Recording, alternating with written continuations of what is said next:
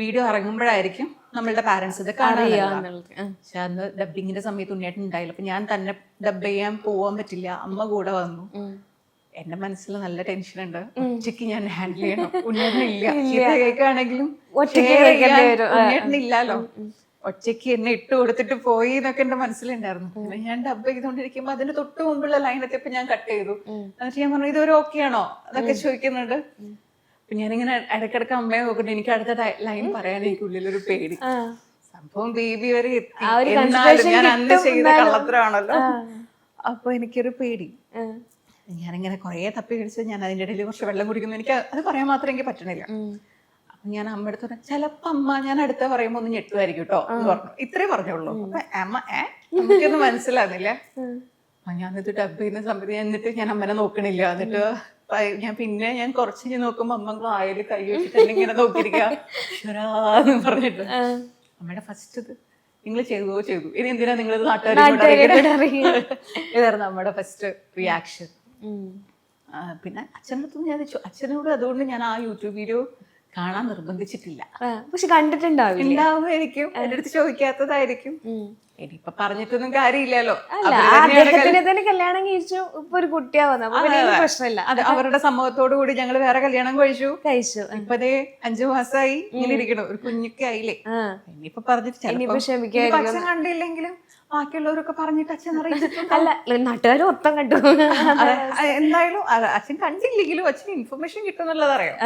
പിന്നെ ഞാൻ അതിനെപ്പറ്റി ഒന്നും കൂടുതൽ അച്ഛനോട് ചോദിക്കാൻ പോയില്ല. അപ്പൊ ഞാൻ തിരിച്ച് ഉണ്ണിയേട്ടൻ വന്ന സമയത്ത് അന്ന് ഡബിങ് കഴിഞ്ഞ് ഞങ്ങള് വീട്ടിലെത്തിയപ്പം അമ്മ ഇങ്ങനെ ഉണ്ണിയേട്ടനോട്, നിങ്ങൾ രണ്ടുപേരും മിടുക്കന്മാരാണ്, എന്തൊക്കെ കള്ളത്തരങ്ങളാ ചെയ്തു വെച്ച ആ സമയത്ത് നിങ്ങളെ ഞാൻ വിശ്വസിച്ചു എന്നൊക്കെ പറഞ്ഞ അമ്മ ഭയങ്കര. ഉണ്ണിയേട്ടൻ ഇങ്ങനെ ഓരോന്ന് അമ്മയെ കളിപ്പിച്ചിട്ട് അത് പിന്നെ അങ്ങ് വിട്ടു അങ്ങനെ രക്ഷപ്പെട്ടു. വലിയ സീരിയസ് ഒന്നല്ല, അമ്മയും തമാശയിലാണ്. പക്ഷെ ഞങ്ങൾ അത്രയും മിടുക്കരായിരുന്നു. ഇങ്ങനെ വീട്ടുകാരറിയാതെ ചെയ്തിട്ടുള്ള വേറെ എന്തെങ്കിലും കാര്യമുണ്ടോ ഇപ്പൊ പറയാൻ പറ്റുന്നത്? ഇതൊരു വലിയ കാര്യമാണ്, ഇതിലും വലുത് വേറെ ഇതിലും വലുത് വേറെ ഒന്നുമില്ല. അവരറിയാണ്ട് ഞങ്ങൾ പോയി കല്യാണത്തേക്കൊന്നുമില്ല. അതല്ലാതെ വീട്ടുകാരറിയാതെ ചെയ്ത എന്തെങ്കിലും കാര്യങ്ങൾ ഉണ്ടാവുമല്ലോ, എന്തായാലും പ്രണയിച്ച് നടന്നൊരു കാലഘട്ടം ഉണ്ടായില്ലേ? അല്ല, ഈ പറയുന്ന പോലെ ഞാൻ ഏട്ടന്റെ കൂടെ അല്ലെങ്കിൽ ഞങ്ങള് സിനിമയ്ക്ക് പോകുന്ന സമയമാണെങ്കിലൊക്കെ അമ്മയ്ക്കറിയാം. ഞാൻ പറയും ഞാനൊന്നും എണ്ണ കണ്ടുവരാം, അല്ലെങ്കിൽ ഞങ്ങൾ സിനിമയ്ക്ക് പോവുകയാണ്. എപ്പോഴും എൻ്റെ കൂടെ അമ്മ അച്ഛനും ചെയ്യുന്ന ഒരു ഒറ്റ കാര്യമായിരുന്നു, അനിയനെ കൂടെ വിടും എൻ്റെ. എന്നിട്ട് അവൻ്റെ അടുത്ത് പറയും, നീ അവരുടെ നടുവ് തന്നെ ഉണ്ടാവണം കേട്ടോ അതൊക്കെ പറയും.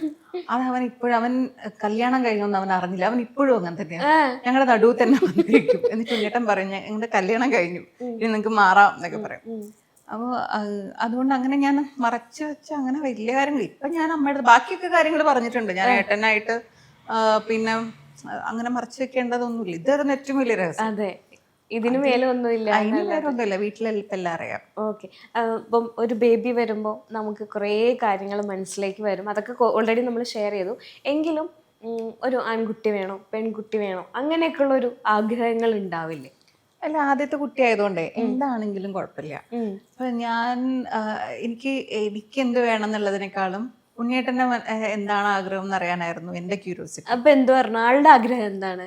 ആളുടെ അടുത്ത് ഞാനിങ്ങനെ ഇടയ്ക്കിടയ്ക്ക് കുത്തിച്ചു വെക്കും, ഏട്ടന് ശരിക്കും എന്താ വേണ്ടേ? അപ്പൊ ഒന്നും പറയില്ല എൻ്റെ അടുത്ത്. അപ്പൊ ഞാൻ എന്നിട്ട് അറിയാൻ വേണ്ടിയിട്ട് പേരൊക്കെ കണ്ടുപിടിക്കണ്ടേ, പേര് വല്ലതും കണ്ടുവച്ചിട്ടുണ്ടോ എന്നൊക്കെ ഞാനിങ്ങനെ ചോദിക്കും. അപ്പൊ അതും ചെയ്തിട്ടില്ല. ആളും പറയണത് എന്താണെങ്കിലും കുഴപ്പമില്ല, ബേബി എന്തോ ആയിക്കോട്ടെ. പക്ഷെ എനിക്കത് വിശ്വസിക്കാൻ എന്തോ ഒരു പാട്. അൾട്രാ മോഡേൺ കിച്ചൺ ഡിവൈസസ്, ഒരു കിച്ചണിൽ വേണ്ട എല്ലാ ലേറ്റസ്റ്റ് ബ്രാൻഡുകളും ഇവിടെയുണ്ട്. ലോകോത്തര ബ്രാൻഡുകൾ, original products, wide range. MyG future.